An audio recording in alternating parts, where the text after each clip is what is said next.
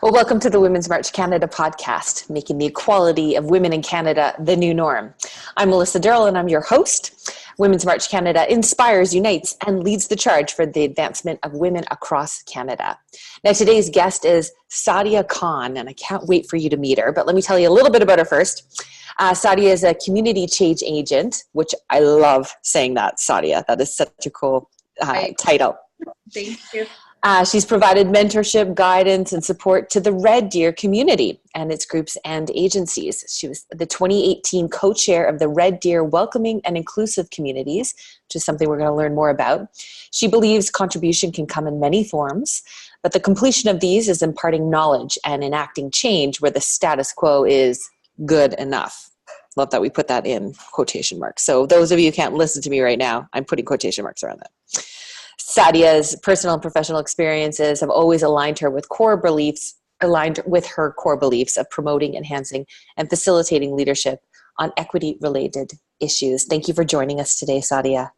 Thank you. Thank you for having me. Such a pleasure. I'm so excited.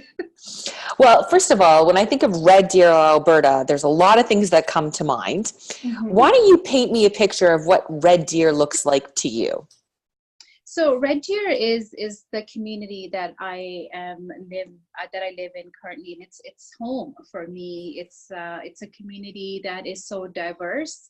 It is full of amazing people, and at the same time, the challenges that every community faces. So I grew up in Calgary, but I moved to Red Deer about 4.5 years ago.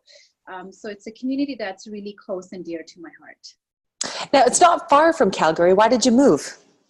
It's not far from Calgary. It's just Calgary is amazing, and I love Calgary. I still have family that lives in Calgary, but it's a community that is just small enough and big enough for me right now. Mm-hmm. I totally understand that. I live in Waterloo, yeah. So it's next to Toronto, but I still get all of the beautiful things that come from being in a small town. Like I know the person who makes my coffee and the baker and the butcher and all that great stuff.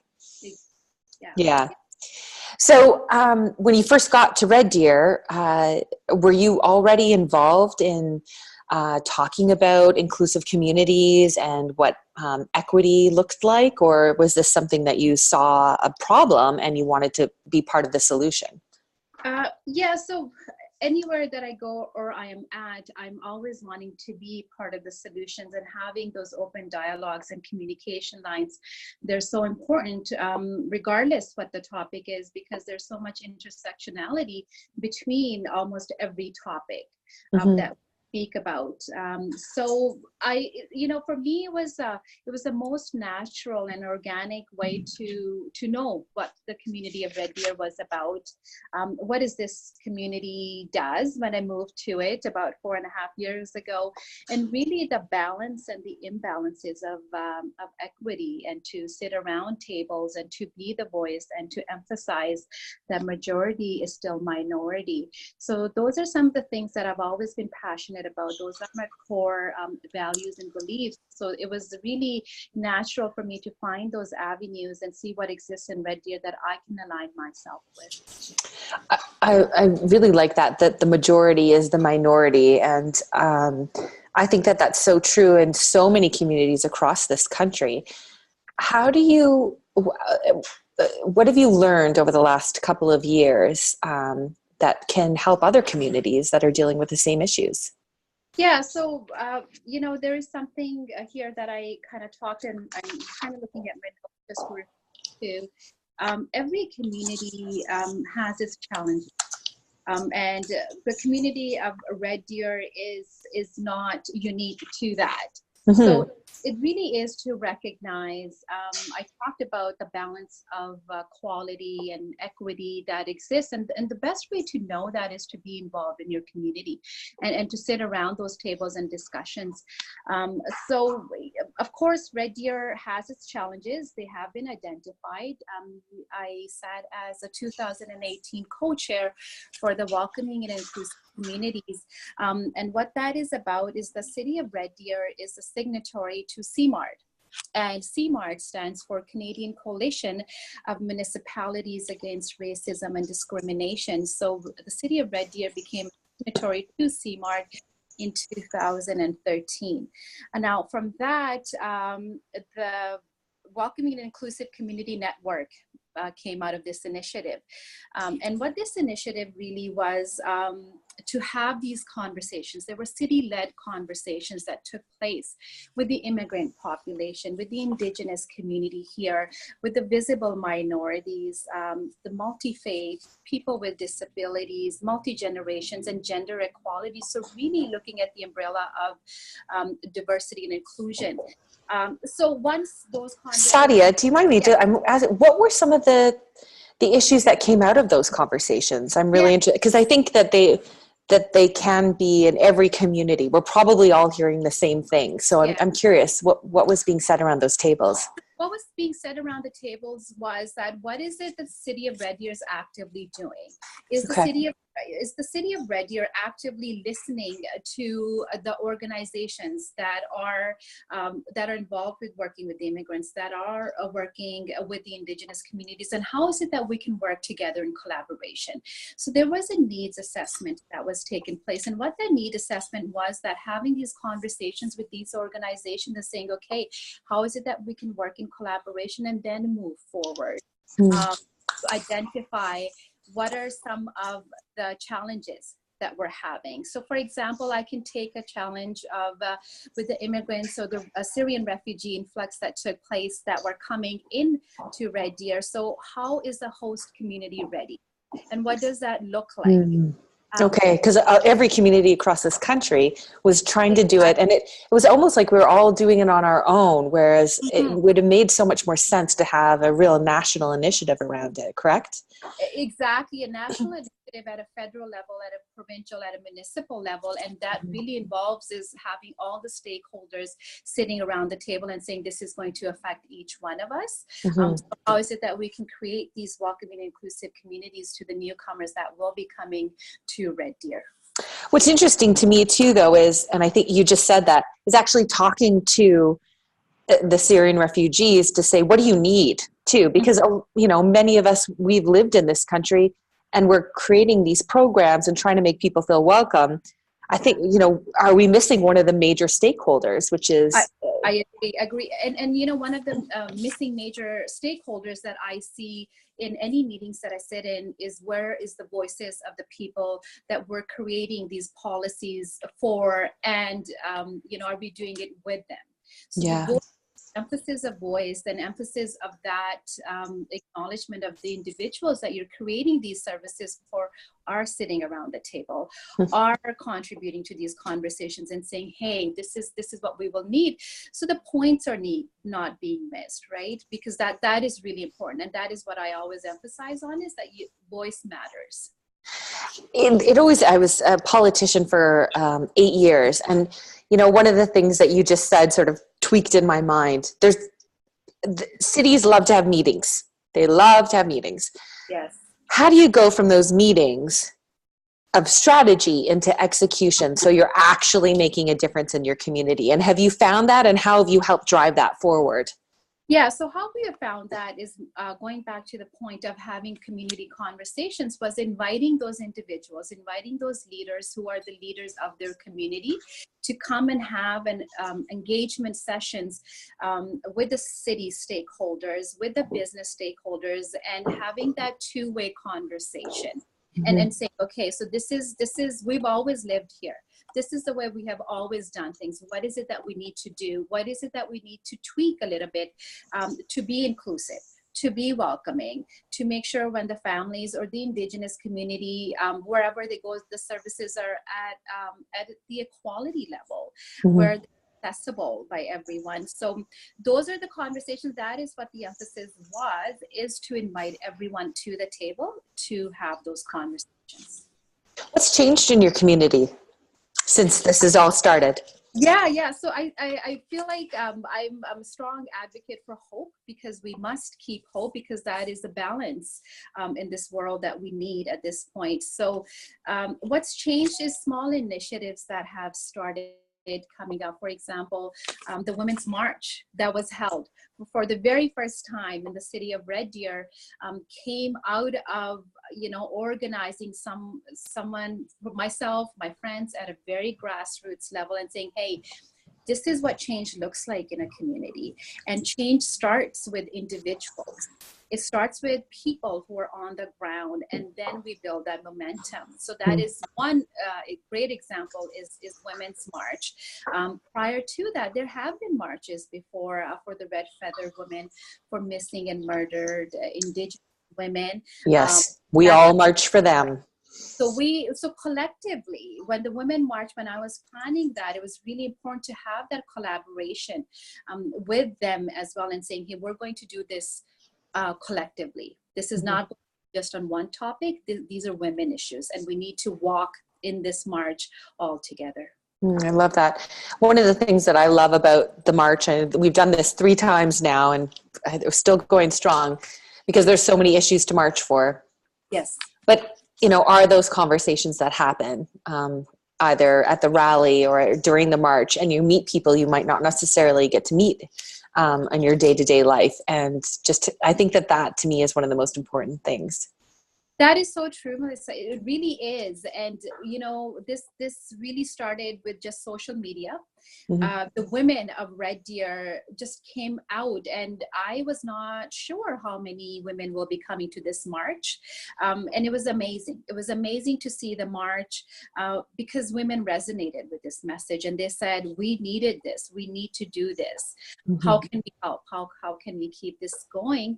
In saying that, I also want to recognize and thank for the Women's March Canada platform that has been created, because really it guided me. I'm like, okay, I know what I want to do.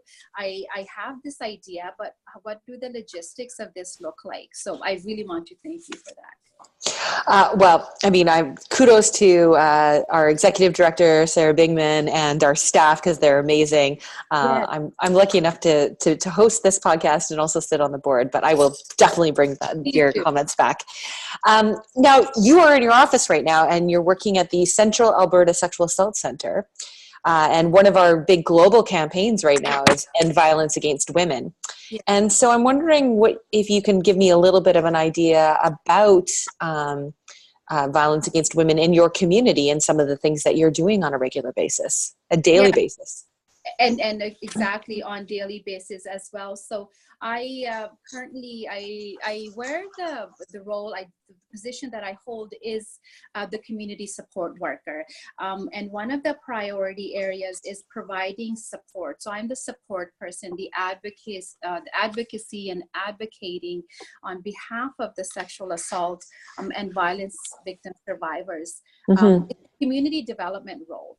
And it is a role, when we look at the statistics, it's 95% of survivors who currently do not access the criminal justice. That is a high number. Wow. Does that mean that they don't go, that they're reported, but they don't take it to the court system? Is that what that means? They do is they just don't, exactly. So there's no reporting that's taking place, right? Wow. So if you look at this, the minor number is being reported, and there's a lot of systemic barriers that are set up into this. And this is what we do at the Central Alberta Sexual Assault Support Center. We are a community-based organization. So this is a place for the survivors of the victims to come in, and we will provide them with that support and provide them with that information and help them through the legal system. So really, knowledge is power. And this is here for. So those are high numbers, and it's scary. Why do you think they're so high? Are they higher than other communities? I haven't really looked at communities. I know they're quite high for our community, and like I said, I'll go back to their systemic barriers. There are knowing what the services are, not having the correct information, disclosure, safe places. Where is it that survivors and the victims can go and access these services? So the criminal justice, there are a lot of systemic issues that exist. And this is not an easy thing, right? So this is the work that we do, and I'm so proud of to be part of this. One of the work that we talk about as activists in our role is self-care. And I'm wondering, Sadia, how do you take care of yourself? Because you have to take care of so many other people in your community. What do you do to keep yourself healthy? So I go for walks. Yeah. Outdoors, you have the beautiful outdoors in Red Deer, don't you? Well, we do have beautiful trails here. And really, it's having that understanding at some point, I must take care of myself to keep going. And really having that mindset that what I need to do to be strong for the individuals that I work with and I work for. So it's just reading a lot of books, just watching. You won't believe the shows that I watch on TV. You just need to de-stress and then come back to work in the morning. So those are some of the things that I do. Good for you. The current political climate in your province is very interesting and seems pretty combative. Is it being reflected in your community, and how are you feeling about it? You're right. You're right on point there. It is scary times. The community, it's created divisiveness. Yeah. And politics should not do that. I am proud to be a Canadian. We are a system of democratic society here. And when those divisiveness take place, it is scary time. And I totally get that individuals are not happy at this time. And really, I've had conversations with my coworkers and friends, and they're like, well, is it between principles or is it between getting a job? And really, on all of that is there's connections. There's connections, right? So I think, but I always say to the individuals that I talk to, I'm like, it's time for self-reflection, and it's time to see, okay, what is it that we want our leader to look like? And we must do self-reflection as in, what do we want the province of Alberta to look like? It's such a big picture thinking, and I love that you brought it up. I just hope that that's something that gets addressed over the next couple, I guess, is it 11 days? 11 days. Yeah, I think it was 11 days that we go to the polls. I've always felt that we've just become so, everyone's chosen a side, and somehow we just can't have those conversations in the middle. And it's interesting because that's what you do, and you figured out how to do it at a very grassroots level. I don't know, do you have any advice for people, the voters in your community, to actually be less adversarial and be more community minded? Well, really, it is, we don't want to build walls. We want to build bridges. We want to have conversations. We need to get out of the mindset of blaming. We cannot go around and blame marginalized communities for taking jobs or whatever that may look like. To have those open conversations and open dialogues, and really those are uncomfortable and taxing conversations. For example, when I go out into the community to have, but they're important to have. We must have those, and we must talk about politics. In a good way, in a way where we can listen to each other and say, okay, this, and agree to disagree at the end of it, right? And but not be angry if we agree to disagree. That's right. Not be angry, not going around and writing profanity on signs or on people's vehicles or houses. That is not okay. This is not what my community of Red looks like. Good. I hope people can hear your voice loud and clear over the next couple of days. Hope so. Sadia, where can people find you if they want to learn more about you and what you're doing? And hopefully people who are listening to this podcast today will want to start some community conversations, much like yourself, that you're leading in your community. So where can they find you? They can, all you have to do is Welcoming and Inclusive Communities Red Deer. Okay. Send us an email. We have a Facebook page. We have amazing co-chairs for this year who will reach out. We're always wanting to work with the individuals, with community members who are wanting to have these conversations and they're not sure where to go. So there's always ways if you look for them. Excellent. And on social media, or do you tweet? I don't. I need to tweet. The president president tweets. You should be tweeting, Sadia. We need your voice. Pretty soon. I'm tweeting. I'm not as of yet, but there is a Facebook page that I have. It is my own, but I keep it as around social justice and equity issues that are very close to me. So there are ways to find me. So it's Sadia Khan, Sadia Khan. Thank you so much. Thank you. Thank you. It's a pleasure. Thank you so much. Yeah, keep on keeping on, as they used to say in the 70s, right? That's right. That's right. And thank you for the work you're doing in your community. And thank you to everyone who's tuned in to listen. Your comments are welcomed and encouraged. Please subscribe to our Women's March Canada channel and receive updates every time we upload a new podcast, which is usually on Fridays. Our mission across Canada is to stand together in solidarity with our partners and children for the protection of our rights, our safety, our health, and our families, recognizing that our vibrant and diverse communities are the strength of our country. This is the Women's March Canada podcast. You can find us on Twitter at Women's March CDA and on our website at womensmarchcanada.com. I'm Melissa Durrell, and I'm wishing you an amazing day.